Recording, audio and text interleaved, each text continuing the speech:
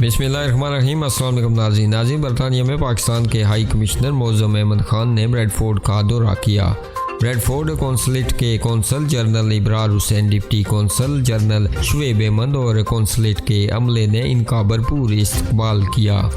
Bradford consulate में इनकी आमद पर lord mayor council Shabbir Hussain, shield women's Naz Shah MP, Yorkshire के मुख्तलिफ शहरों के काउंसलर और कम्युनिटी रहनुमाओं ने भी इनको ब्रैडफोर्ड के पहले दौरे पर खुशामदीद कहा।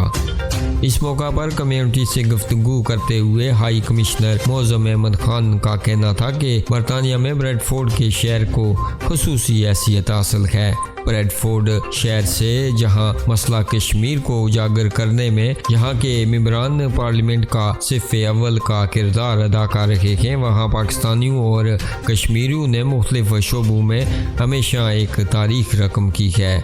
कम्युनिटी के सवालात का जवाब देते हुए हाई कमिश्नर मोअज़्ज़म अहमद खान का कहना था कि बरतानिया में बसने वाली ओवरसीज़ कम्युनिटी अपनी नौजवान नस्ल को तालीम के जेवर से आरास्ता करे।